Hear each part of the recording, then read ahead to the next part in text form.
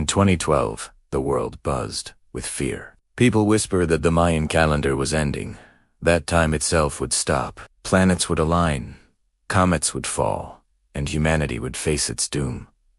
But the Maya themselves never said the world would end. They said a cycle would close and another would begin. What if the Mayan calendar isn't just a way to track days? What if it's tuned to something bigger? What if the Mayan calendar tracks a cosmic pulse? The Maya were master sky watchers from jungle cities like Tikal, and they measured solstices, eclipses, and the slow drift of Venus with stunning accuracy. Their long count calendar stretches not for years, but for thousands of years, as if they were listening to rhythms far larger than human life. Why build such a vast system unless they believed time itself beats like a drum? Native peoples understand time not as a straight line but as a circle. Seasons turn, stars return, stories repeat. Among the Maya, that circle expands to 160 days sacred rounds, 365 days solar years, then cycles stacked on cycles until they reach the Bacton, a 5,125-year heartbeat.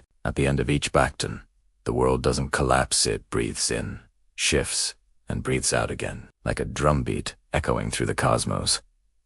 What if that drumbeat is real? Imagine the galaxy itself, pulsing with energy, waves of radiation, gravity, or light sweeping through space at regular intervals.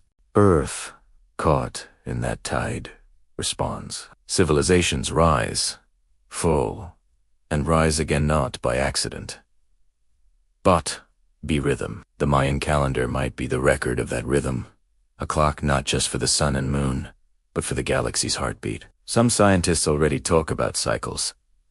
Ice ages repeating every 100,000 years, solar storms flaring in 11-year waves, geomagnetic fields flipping over eons. To the Maya, these weren't random. They were notes in the same song. The long count was their sheet music, guiding them to live in harmony with the pulse instead of being crushed by it. And maybe the 2012 frenzy wasn't entirely misplaced, not the end of the world, but a shift, a heartbeat turning. Since then, haven't we felt it? Storms grow fiercer, technology leaps forward, old systems crumble. The pulse may be quickening, reminding us the cycle has turned, the drum has struck. From a native perspective, paying attention to the pulse is survival. Hunters watch animal migrations, farmers read the clouds, elders listen for omens in dreams. The Maya simply expanded that awareness to cosmic scale. The pulse was their teacher, telling them when to plant, when to build, prepare for change. Picture a Mayan priest standing atop a pyramid,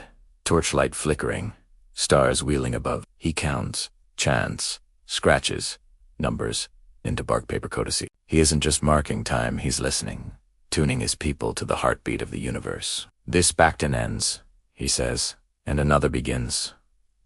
Be ready. What if we listened, too? What if instead of dismissing the calendar as myth, we treated it as science of another kind, knowledge encoded in cycles, in rhythm, in the memory of a people who heard the cosmos like a drum? If the Mayan calendar tracks a cosmic pulse, then time itself isn't just a march forward. It's a song, a rhythm, a breath, and we're all part of it, caught in its beat, dancing to it whether we know the steps or not.